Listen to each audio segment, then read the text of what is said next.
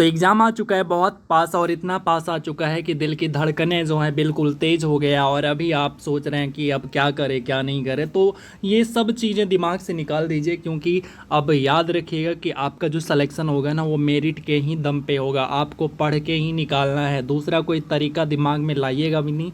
और अगर आस पड़ोस में कोई दूसरा तरीका आपको बता भी रहा है कि आओ भाई सेटिंग कर लो ये वो फलना चिलना, तो आप उसके चक्कर में मत पड़ना। याद रखना कि उसका पैसा ना बर्बाद होने वाला है, और अगर नहीं होगा बर्बाद तो बर्बाद कर देंगे हम लोग। लेकिन ऐसे जो हैं बिना पढ़ाई का उसे जॉब लेने नहीं देंगे, और हम लोग लेंगे जॉब इस बार।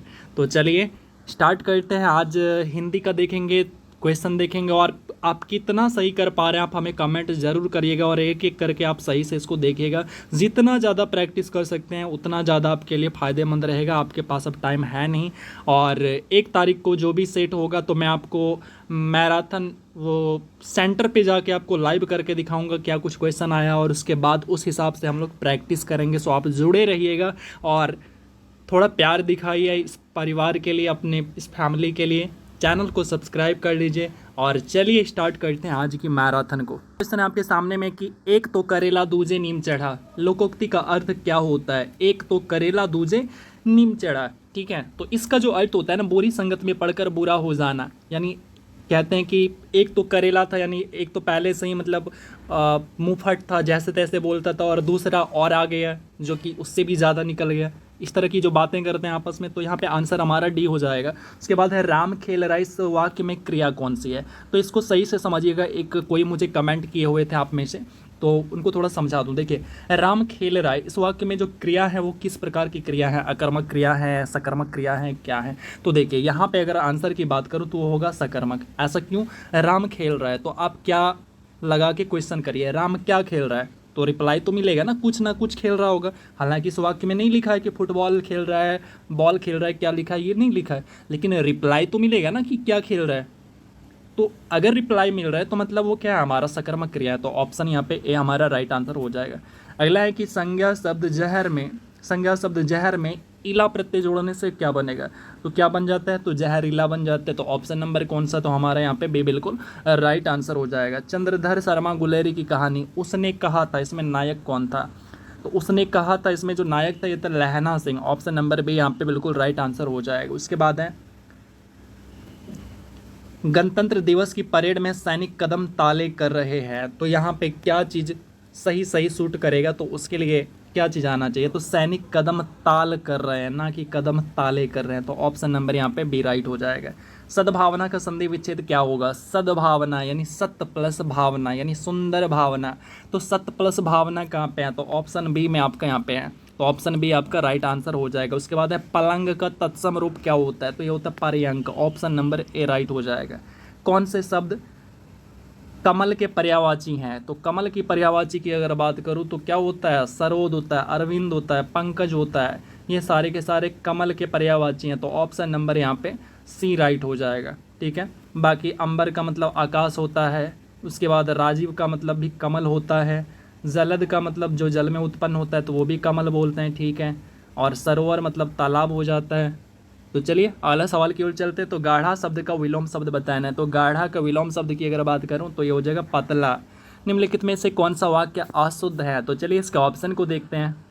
तो यहाँ पे राइट हो जाएगा हमारे लिए कौन सा? तो ऑप्शन डी हो जाएगा। उसके बाद है जल का पर्यायवाची कौन सा नहीं है? तो जल का पर्यायवाची की बात करूँ तो जल का पर्यायवाची ये समीर नहीं होता है। समीर किसको बोलते हैं? तो समीर बोलते हैं वायु को। तो वायु हो गया, पवन हो गया, हवा हो गया, तो इसको क्या कहते हैं? समीर, ठीक है। जबकि जल का नीर कहते हैं, सलील कहते हैं, अम्बु कहते हैं, पेय कहते हैं, ये सारे के सारे जल के पर्यायवाची होते हैं। सवाल नंबर 12, यहाँ पे आपको संधि विच्छेद करना है। सुक्ति का संधि विच्छेद क्या होगा? तो देखिए सुक्ति का जब संधि विच्छेद करेंगे तो वो तो एक तो होगा सु, और उसके बाद ये जो उ है ना, उ की यहाँ पे मात्रा बदल जाएगा। यहाँ पे बड़ा मात्रा है तो यहाँ पे छोटा वाला मात्रा हो जाएगा। तो यहाँ पे हो जाएगा ऑप्शन नंबर कौन सा? तो ऑप्शन नंबर यहाँ पे ए बिल्कुल राइट आंसर हो जाएगा, ठीक है। अगला है खड़ी बोली हिंदी का सही नाम क्या है? तो खड़ी बोली हिंदी का सही नाम होता है कौरवी। ऑप्शन नंबर कौन सा? तो बी यहाँ पे राइट हो जाएगा। दिए गए वाक्यांश के लिए एक शब्द बताना है जो आंखों के सामने ना हो। जो आंखों के सामने हो उसको प्रत्यक्ष कहते हैं, और जो आंखों के सामने ना हो उसको क्या कहते हैं? परोक्ष। और परोक्ष क्या बोलेंगे? अगर यहाँ पे आंसर की बात करूँ तो ये हो जाएगा आपका परोक्ष। परोक्ष मतलब पर, पर प्लस में अक्ष, ठीक है, पर प्लस में अक्ष, तो पर का मतलब होता है दूसरे जगह, यानी दूसरा, तो जो सामने ना हो, दूसरे जगह हो, तो वो हो गया हमारा परोक्ष। ऑप्शन नंबर यहाँ पे हमारा सी राइट हो जाएगा। उसके बाद है निम्नलिखित में से निम्नलिखित प्रश्न में क्रिया का भेद बताइए। वह बीच में ही बोल उठा, तो यहाँ पे कौन सी क्रिया है, तो यहाँ पे जो है संयुक्त क्रिया है। कौन सा क्रिया है, संयुक्त क्रिया है। कैसे, बोलना प्लस उठना है, यहाँ पे दो क्रिया है जिसको कि मिला के एक वाक्य के रूप में प्रयोग किया है, तो यहाँ पे ऑप्शन नंबर डी राइट हो गया। उसके बाद है दासत्व में कौन सा प्रत्यय है, तो दासत्व के अंदर में त्वा प्रत्यय है। कौन सा, त्वा प्रत्यय, ऑप्शन नंबर सी यहाँ पे बिल्कुल राइट आंसर हो जाएगा। देखिए जब भी प्रत्यय या आपसे उपसर्ग का सवाल पूछा जाएगा ना, और आपसे पूछा जाएगा, आपके शिफ्ट में आपसे पूछा जाएगा, तो आप यहाँ पे कभी भी गलती नहीं करेंगे, क्योंकि ये इतने आसान होते हैं कि आपको अगर नींद में भी पूछा जाए ना तो आप इसको बता दोगे। और अपने मोटिवेशन को कभी भी डाउन मत होने देना, और किसी भी चक्कर में नहीं पढ़ना है, वैसे दोस्त के चक्कर में पढ़ना ही नहीं है जो कि आपको ये कहे मेरा तो सेटिंग है। आप भूल जाओ उसका क्या है, उसका क्या नहीं है। मैंने भी जब मध्य निषेध का एग्ज़ाम दिया था ना, तो मैं ये सोच के गया था, बस अपना एग्ज़ाम दे दिया और उसके बाद आ गया रूम, और मुझे पता था कि मेरा तो होगा नहीं। लेकिन जब सेटिंग वालों का नहीं हुआ तो फिर देखा कि मेरा रिजल्ट हो गया, अचानक से रिजल्ट हो गया, और फिर रिजल्ट हो गया, मुझे भरोसा नहीं था, जबकि स्कोर मैंने अच्छा किया था और उससे पहले भी करता था। लेकिन जब सेटिंग वेटिंग पे काम नहीं हुआ तो पढ़ने वालों का रिजल्ट हो गया। तो इसीलिए आप जो है सेटिंग के बारे में मत सोचिए, सेटिंग वाला क्या कहता है, कौन कराता है, कौन नहीं कराता है, उसके बारे में मत सोचिए, आप अपने बारे में सोचिए। और एग्ज़ाम में जब जाइएगा तो मैंने जो आपको बताया है जिस बातों का ध्यान रखने के लिए, उस बातों का ज़रूर ध्यान रखिएगा और आपका जो है रिजल्ट पक्का होगा। चलिए आगे देखते हैं, बालकृष्ण भट्ट द्वारा रचित नाटक कौन सा है, तो ये जो वेणु संहार है इनके द्वारा रचित नाटक है। ऑप्शन नंबर कौन सा, ए यहाँ पे राइट आंसर हो जाएगा। अगले सवाल देखते हैं कि निम्नलिखित में से किस रचनाकार को ज्ञानपीठ पुरस्कार नहीं मिला हुआ है।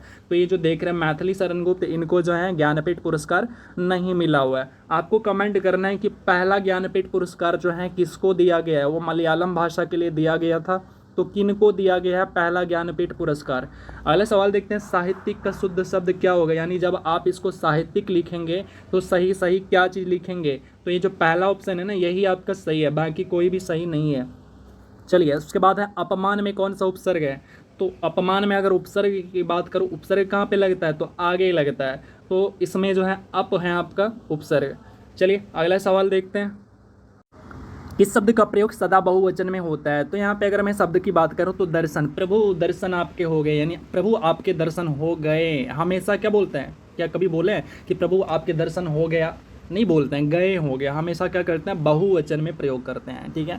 तो यहाँ पे हमारा जो ऑप्शन हो जाएगा, ऑप्शन नंबर कौन सा, तो यहाँ पे बी बिल्कुल राइट आंसर हो जाएगा। उसके बाद है प्र उपसर्ग से बना शब्द कौन सा है, तो प्र कहाँ पे बना हुआ है, तो ऑप्शन नंबर जो ए देख रहे हैं, प्र प्लस में स्थान, तो स्थान एक मूल शब्द है जिसके आगे में क्या लगाया, प्र लगाया है, तो प्रस्थान हो गया। अगला सवाल देखते हैं कि हिंदी में अल्प विराम का चिन्ह क्या होता है, तो अल्प विराम कौन सा है, तो अल्प विराम है आपका ये वाला, ऑप्शन नंबर डी है आपका अल्प विराम, ठीक है। अच्छा इसको क्या कहते हैं पता है, बताइएगा तो ज़रा, इसको क्या कहते हैं, उल्टा आई को क्या कहते हैं, ये आपका क्या है, तो ये आपका प्रश्नवाचक है, ये क्या है, तो ये आपका पूर्ण विराम है। चलिए अगला सवाल देखते हैं, निम्नलिखित में से कर्मवाच्य का चयन कीजिए, यानी कर्मवाच्य में कौन सा वाक्य लिखा हुआ है इसका चयन करना है। तो ईश्वर द्वारा हमारी रक्षा की जाती है, ऑप्शन नंबर बी यहाँ पे राइट हो जाएगा, यानी वॉइस जिसको आप कहते हो पैसिव वॉइस।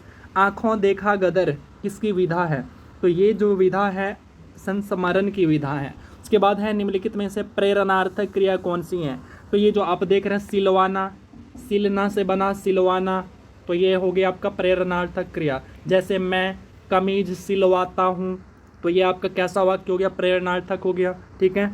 उसके बाद देखते हैं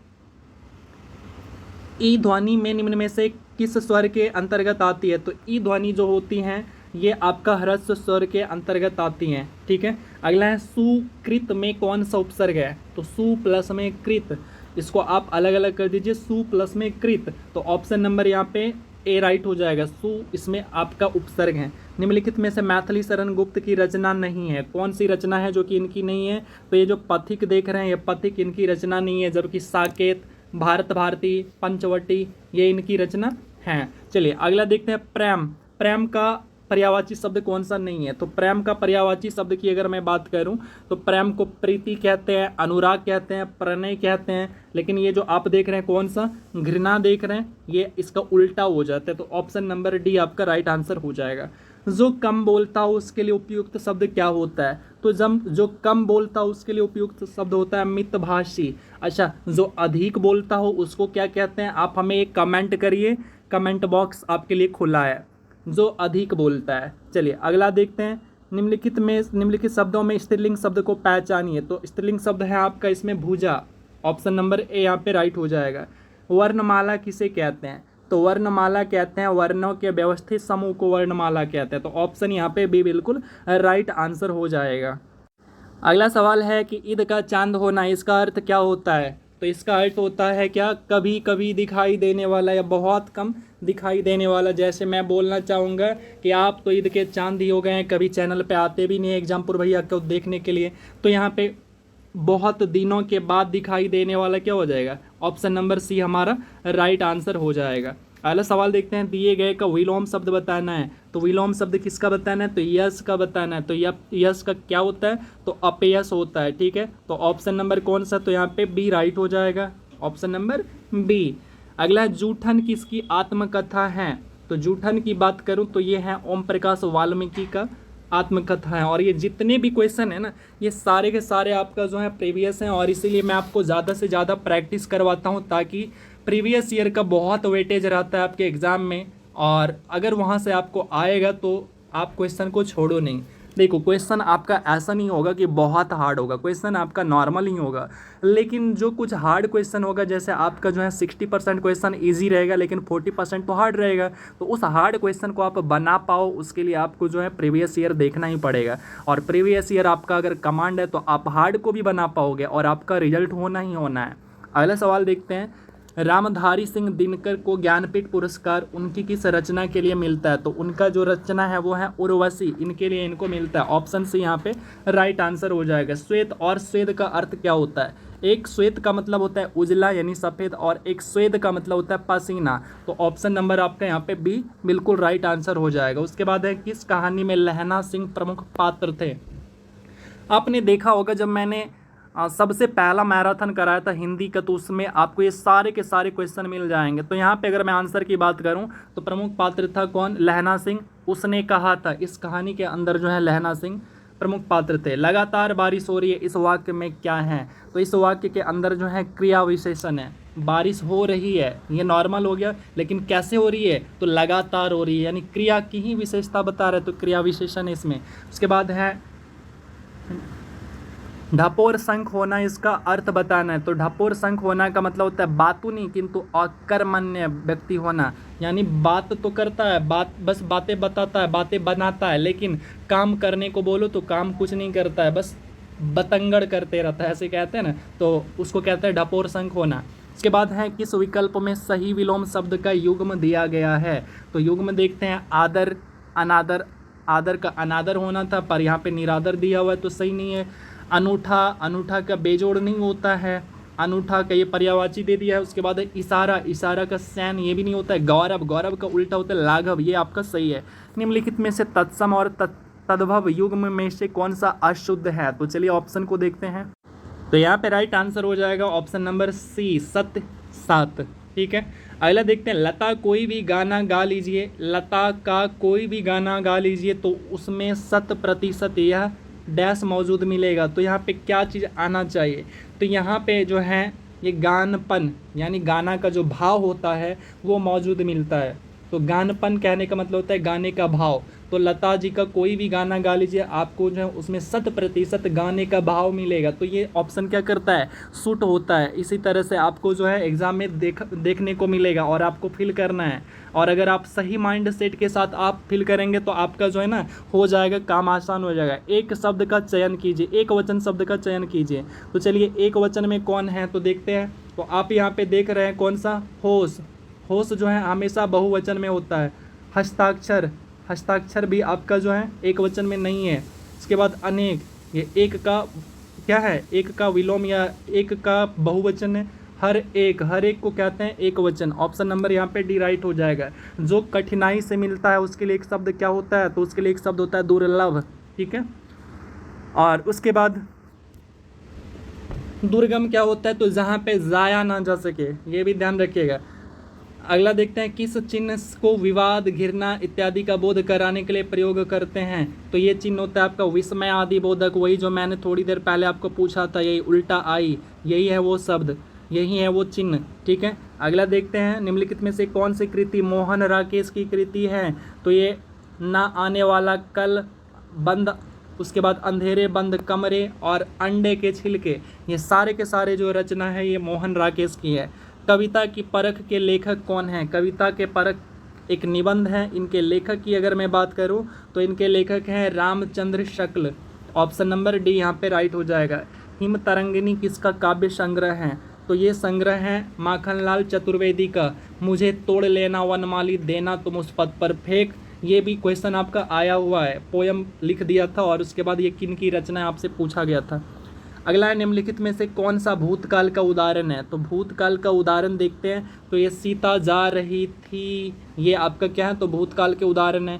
भोजनालय में संधि आपको पहचानना है, तो भोजन प्लस में आलय, ऐसा ही तो लिखेंगे, भोजन प्लस में आलय, तो इसमें क्या है, तो दीर्घ संधि है, दीर्घ स्वर संधि है, तो ऑप्शन नंबर डी राइट हो जाएगा।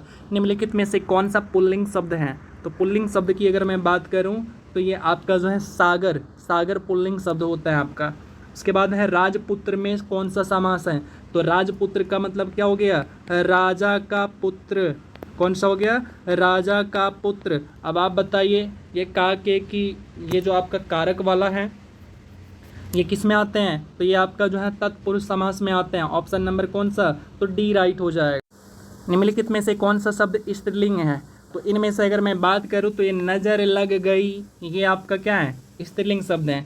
इसके बाद भूखों को भोजन करवाया गया, तो इसमें जो भूखों को है इसके बारे में पूछ रहा है कि इसमें कौन सा कारक है, एक कारक बताना है, तो इसके अंदर कारक है संप्रदान कारक। उसके बाद है मीराबाई किस काल की कवयित्री हैं, तो यहाँ पे अगर मैं आंसर की बात करूँ तो ये जो है आपका किस काल की, तो भक्ति काल की कवित्री हैं, तो ऑप्शन बी राइट हो जाएगा। आपसे और एक चीज़ पूछा जाएगा, कवि का स्त्रीलिंग शब्द क्या होता है, तो आप यहाँ पे देखो ये जो लिखा हुआ है ये कवित्री हो जाता है। इसके अलावा एक चीज़ पूछा जाता है कि कवित्री को सही रूप क्या होगा, यानी कवित्री जब आप लिखेंगे तो किस तरह से सही होगा, वो भी आप देख लीजिए। ये 3 तरह से आपसे यहाँ से क्वेश्चन पूछे जाते हैं, इसको भी आपको ध्यान में रखना है। तो भोजनालय में कौन सा संधि है, तो हम लोगों ने देख लिया कौन सा संधि है, तो दीर्घ स्वर संधि है, तो ऑप्शन डी यहाँ पे राइट हो जाएगा। इनमें से कौन सा शब्द स्वर संधि का उदाहरण है, तो स्वर संधि का उदाहरण कौन सा है, तो ये जो महोत्सव देख रहे हैं, महा प्लस में उत्सव, महा प्लस में क्या, तो प्लस में उत्सव, इसी के अंदर क्या है आपका स्वर संधि है, यहाँ भी स्वर और यहाँ भी स्वर, ठीक है। उसके बाद देखते हैं ठंडा किस प्रकार का विशेषण है, जो ठंडा है ना ये आपका गुणवाचक विशेषण है, जो कि गुण को दिखाता है, ठीक है। अगला देखते हैं 61 नंबर सवाल, अनेकार्थी शब्द क्या हैं, तो अनेकार्थी शब्द इनमें से आप अगर देखेंगे तो निशा जो है ये आपका अनेकार्थी शब्द होता है। अच्छा ऐसा क्या होता है सर, तो निशा का मतलब होता है रात, उसी को कहते हैं रात्रि, उसी को कहते हैं रात्रि, ठीक है। तो निशा जो है आपका अनेकार्थी शब्द है। अगला देखते हैं विश्व का मित्र का समस्त पद क्या होगा, विश्व का मित्र, इसका मतलब हो गया विश्वामित्र। ऑप्शन नंबर कौन सा, सी आपका बिल्कुल राइट आंसर हो जाएगा। अगला सवाल देखते हैं कि निम्नलिखित में से कौन सा जोड़ा सही नहीं है, तो चलिए देखते हैं। तो यहाँ पे आपको कह रहा है कि चिड़िया, चिड़िया को लिखे हैं चिड़िया, यानी इसको क्या किया है, एक वचन से बहुवचन बनाया गया है। उसके बाद है कलम, कलम को लिखा है कलमियाँ, ऐसा कभी आपने सुना है क्या, ऐसा होता है, नहीं होता है। उसके बाद है कौवा, कौवा को कौवे, मुर्गा को मुर्गे, तो ये आपके लिए आंसर जो यानी हमारे लिए आंसर हो जाएगा ऑप्शन नंबर बी। पद्मावत किसकी रचना है, पद्मावत की बात करूं तो ये आपका मलिक मोहम्मद जायसी, ठीक है। ऑप्शन कौन सा, तो ऑप्शन नंबर यहाँ पे आपका बी राइट हो जाएगा। चलिए अगला देखते हैं। अच्छा ये जो मलिक मोहम्मद जायसी हैं, आपको कमेंट करके बताना है कि जो मलिक मोहम्मद जायसी हैं ये किसके दरबार में थे। अगला सवाल देखते हैं, निम्नलिखित में से कौन सी रचना विष्णु प्रभाकर जी का नहीं है, तो ये जो रचना देख रहे हैं बादलों के पार, ये इनका रचना नहीं है, जबकि अर्धनारीश्वर, प्रकाश और परछाइयाँ, आवारा मसीहा, ये सारे के सारे रचना विष्णु प्रभाकर के हैं। भारत दुर्दशा और अंधेर नगरी दोनों नाटक हैं, तो ये किन के नाटक है, तो भारत दुर्दशा और अंधेर नगरी ये नाटक है भारत तेंदु हरिश्चंद्र के। ऑप्शन नंबर कौन सा, तो सी राइट हो जाएगा। वाक्यांशों के लिए दिए गए विकल्प का प्रयुक्त शब्द का चयन करना है। तो विशिष्ट अवसर पर विशिष्ट लोगों के समक्ष दिया गया विद्वत्तापूर्ण भाषण, इसके लिए एक शब्द क्या होगा, तो इसके लिए एक शब्द होगा अभिभाषण। ऑप्शन नंबर यहाँ पे बी राइट हो जाएगा। 3 ही तो रुपये हैं, दे दोगे तो कमल कहाँ से आवेगा, ये कथन किसका है, तो ये जो कथन है मुन्नी का कथन है। ठीक है, तो ऑप्शन सी यहाँ पे राइट हो जाएगा। इसके बाद है उन्नति में कौन सा संधि है। उन्नति को जब आप लिखेंगे, थोड़ा इसको स्लाइड कर देता हूँ, तो उन्नति को जब आप लिखेंगे तो क्या लिखेंगे, तो लिखेंगे उत प्लस में नति, इसी को क्या कहते हैं, उन्नति। ठीक है, तो इसके अंदर संधि की अगर मैं बात करूँ तो ये होता है व्यंजन संधि, यहाँ पे व्यंजन संधि। ठीक है, यहाँ क्या है, व्यंजन संधि हो जाएगा राइट आंसर। दोहरा अभिशाप दलित आत्मकथा किसकी है, तो ये जो आत्मकथा है ये हो जाएगा आपका कौशल्या व संत्री। ऑप्शन नंबर बी यहाँ पे राइट हो जाएगा। अगला सवाल है, दिए गए वाक्य का वह भाग ज्ञात करें जिसमें कोई त्रुटि नहीं है। हम जानते हैं कि, अच्छा जिसमें कोई त्रुटि है ये ढूंढना है। हम जानते हैं कि परिश्रम का फल सदा ही मीठा होता है, तो यहाँ पे कौन से भाग में त्रुटि हैं, तो त्रुटि की अगर मैं बात करूँ तो ये ऑप्शन नंबर सी यानी मीठा होता है। ठीक है, इस भाग में गलती है। अगला सवाल देखते हैं, निम्नलिखित में से उस विकल्प का चयन करें जो अंधे के हाथ बटेर लगना का सही अर्थ व्यक्त करता है। तो अंधे के हाथ बटेर लगना का अर्थ होता है बिना प्रयास के कीमती वस्तु मिल जाना। तो ऑप्शन यहाँ पे सी राइट हो जाएगा। जलयान शब्द में कौन सा समास है, तो जल के लिए यान, तो इसमें कौन सा समास, तो के लिए यानी कारक शब्द आ गया हमारा इसमें। तो कारक वाला जैसे ही चिन्ह आ गया तो वो आप तत्पुरुष लगा दो, चाहे कोई सा भी कारक हो, कर्ता कर्म करण संप्रदान अपादान संबंध अधिकरण, कोई सा भी चिन्ह आ जाए तो आप तत्पुरुष समास हमेशा लगाया करो। अगला सवाल देखते हैं, दिए गए का पर्यायवाची बताना है। रावण का पर्यायवाची शब्द बताना है, तो रावण का पर्यायवाची क्या हो जाता है, दशानन हो जाता है। ठीक है, ऑप्शन यहाँ पे डी राइट हो जाएगा। अगला है, निम्नलिखित वाक्यांश के लिए एक शब्द बताना है। गुरु के समीप रहने वाला छात्र, उसके लिए एक शब्द क्या होता है, तो उसको कहते हैं अंतेवासी कहते हैं। एकदम ध्यान से इसको याद रख लीजिए, अंतेवासी यानी गुरु के समीप रहने वाला छात्र को अंतेवासी कहते हैं। अगला सवाल है कि अरुण कमल की कविता से संबंधित पहली पुस्तक कौन सी है, तो चलिए ऑप्शन देखते हैं। तो राइट आंसर हो जाएगा अपनी केवल धार। उसके बाद अगला सवाल है, मजदूर वर्ग की दयनीय दशा का चित्रण सूर्यकांत त्रिपाठी निराला की कौन सी कविता के अंदर हुआ है, तो ये कविता है तोड़ती पत्थर। ऑप्शन डी यहाँ पे राइट हो जाएगा। घबराहट में कौन सी प्रत्यय है, तो कोई बड़ी काम आपके लिए है नहीं, तो यहाँ पे अगर आंसर की बात करूँ तो ये हो जाएगा आहट। घबराहट में कौन सा, तो आहट प्रत्यय लगा हुआ है। उसके बाद है, निम्नलिखित में से कंठव्य यानी जिसका जो उच्चारण होता है वो कंठ से होता है, तो किसका होता है, तो ये होता है आपका ग का, यानी पूरा का पूरा जो क का वर्ग होता है उस पूरे का जो उच्चारण होता है कहाँ से होता है, कंठ से होता है। ठीक है, अगला अगर च की बात करूँ, च वर्ग की अगर बात करूँ तो इसका कहाँ से होता है, तो च का होता है आपका तालु से। और ट वर्ग की अगर बात करूँ तो इसका कहाँ से होता है, तो ये आपका होता है मूर्धा से। ये सारे के सारे बातें आप ध्यान में रखिएगा। जबकि त वर्ग का कहाँ से होता है, तो ये दांत से होता है। और अगर यहीं पे मैं बात करूँ किसका, प वर्ग का, तो ये कहाँ से होता है, तो ये आपका ओष्ठ से होता है। तो ये सारे के सारे पॉइंट आपको ध्यान रखने हैं और हमें मेहनत लगता है इसे क्रिएट करने में, इसे बनाने में। और आपको अगर ये वीडियो पसंद आता है और आपको लगता है कि नहीं मैंने आपके लिए थोड़ा भी कुछ मेहनत किया है, तो इसी बात के लिए हमें सपोर्ट कर सकते हैं, इस परिवार को सपोर्ट कर सकते हैं। मैं आपको इस परिवार का हिस्सा मानता हूं। अब आप हमें अपने परिवार का अपना आप हिस्सा मुझे मानते हैं या नहीं मानते हैं, आप हमें दिखाइए, वो वीडियो में सपोर्ट कीजिए और मैं आपके लिए हर संभव प्रयास करता रहूँगा जब तक कि आपको सिलेक्शन नहीं मिल जाता है। तो चलिए क्वेश्चन नंबर 80 देखते हैं। जो मोक्ष चाहता हो उसके लिए एक शब्द क्या होता है, तो उसको कहते हैं मुमुक्ष कहते हैं। ऑप्शन ए यहाँ पे राइट हो जाएगा। उसके बाद है, निम्नलिखित में से भाववाच्य का चयन करना है। तो भाववाच्य किसके अंदर है, उन लोगों से आज खेला नहीं जाता। तो ऑप्शन नंबर डी यानी जिसके अंदर भाव को व्यक्त किया जाता हो। उसके बाद है, निम्नलिखित में से कौन सा शब्द अग्र से संबंधित नहीं है। तो अग्र से संबंधित, अग्र का मतलब क्या होता है, अग्र का मतलब होता है आगे, ठीक है, या पहले होने वाला। तो यहाँ पे अगर आंसर की बात करूँ तो आशुग हो जाएगा। ऑप्शन नंबर बी यहाँ पे राइट आंसर। चांद का मुंह टेढ़ा है, ये किसकी कृति है? तो चांद को मुंह टेढ़ा है, ये आपका मुक्तिबोध है।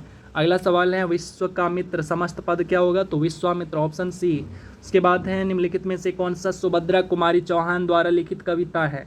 तो यहाँ पे अगर मैं बात करूँ तो ये हो जाएगा आपका झांसी की रानी, ऑप्शन नंबर कौन सा? तो ए यहाँ पे राइट आंसर हो जाएगा। चाचा संज्ञा से विशेषण क्या बनेगा? तो चाचा संज्ञा से चचेरा बन जाएगा। उसके बाद है विवाद सुलझा लिया गया, इनमें से कौन सा वाच्य है? तो इसके अंदर जो है कर्म वाच्य है, ऑप्शन सी आपका राइट आंसर हो जाएगा।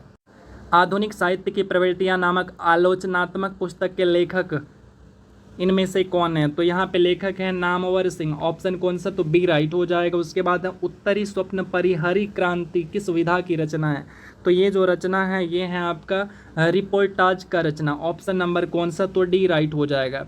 आचार्य रामचंद्र शुक्ल द्वारा रचित कविता की परख किस प्रकार की निबंध है? तो ये है किस प्रकार की? तो समीक्षात्मक है, ऑप्शन नंबर यहाँ पे ए राइट हो जाएगा। अच्छा, आप हमें कमेंट करिएगा समीक्षात्मक का संधि विच्छेद क्या होगा, आपको तोड़ना है। जैसे भावात्मक का करूं तो भाव प्लस में आत्मक हो जाएगा, मनोविकार का अगर करूं तो मनः प्लस विकार हो जाएगा। तो उसी तरह से आपको समीक्षात्मक का करना है। रामचंद्र शुक्ल द्वारा रचित कविता की परख का निबंध का मूल भाव क्या है? तो इसका मूल भाव क्या था? तो कविता का मूल्यांकन करना, तो ऑप्शन यहाँ पे सी राइट हो जाएगा। उसके बाद है वाक्य के कितने प्रकार हैं? तो वाक्य के जो प्रकार हैं वो 3 प्रकार हैं, तो ऑप्शन यहाँ पे कौन सा? तो यहाँ पे ए राइट हो जाएगा। उसके बाद है इनमें से सघोष व्यंजन कौन सा है? तो सघोष व्यंजन की अगर मैं बात करूँ तो ये जो जा है वो आपका सघोष व्यंजन है, ऑप्शन डी राइट हो जाएगा। इसके बाद है परमार्थ का संधि विच्छेद क्या होगा? तो परम प्लस में अर्थ, तो कहाँ पे है? तो ऑप्शन नंबर ए को देखिए, तो परमार्थ हो गया। पत्ती का बहुवचन शब्द कैसा होगा? तो पत्ती से क्या बन जाएगा? पत्तियां बन जाएगा, ठीक है। ऑप्शन कौन सा? तो ए यहाँ पे राइट हो जाएगा। मेरी बेटी में बहुत सारे गुण हैं, तो इस वाक्य में कारक किस कारक का उदाहरण है ये बताना है। तो इसके कारण जो है देखिए, मेरी बेटी में और पर कहाँ पे होता है? तो अधिकरण कारक में। शेखर एक जीवनी है, आज्ञे की कृति है, तो ये जो जीवनी है तो किस प्रकार की है? तो ये है आपका उपन्यास है एक, ऑप्शन नंबर कौन सा? तो ए राइट हो जाएगा, नॉवेल है। उसके बाद एकैक में किस प्रकार की संधि है? तो एकैक को जब आप लिखेंगे तो क्या लिखेंगे? 1 प्लस में 1, 1 प्लस 1 क्या होता है? एकैक होता है। तो इसमें अगर मैं संधि की बात करूं तो इसमें वृद्धि संधि हो जाता है, ठीक है। अगला देखते हैं। सखी वे मुझसे कहकर जाते, कह तो क्या मुझको वे अपनी पथ बाधा ही पाते। तो उपर्युक्त पंक्ति में मैथिली शरण गुप्त की किस रचना से लिया गया है? तो ये लिया गया है किससे? तो यशोधरा से, ऑप्शन नंबर बी यहाँ पे राइट हो जाएगा। उसके बाद है पूर्वी हिंदी की खड़ी बोली कौन सी हैं? तो ये कौन सी हैं? तो ये जो अवधी हैं ये हैं खड़ी बोली, पूर्वी हिंदी की बोली है अवधी, ऑप्शन नंबर यहाँ पे कौन सा? तो डी राइट हो जाएगा। अब आपने कितना स्कोर किया 100 में से, आप हमें कमेंट ज़रूर कीजिएगा। और अगर वीडियो पसंद आया हो तो लाइक कीजिए, सपोर्ट कीजिए एंड शेयर कीजिए। और आप सभी को बेस्ट ऑफ लक आपके एग्ज़ाम के लिए। बहुत पास हैं जिनका भी एग्ज़ाम 1 को है, फिलहाल उनको बेस्ट ऑफ लक। और उसके बाद 1 तारीख से सिलेबस के अनुसार हम लोग प्रैक्टिस करेंगे, जिस तरह से क्वेश्चन पूछा जाएगा उस तरह से प्रैक्टिस करेंगे हम लोग फिर 1 तारीख से। तो चलिए मिलते हैं, और किन किन ने देखा पूरा वीडियो को आप हमें कमेंट कीजिएगा। चलिए मिलते हैं अगले वीडियो में, तब तक के लिए लव यू ऑल।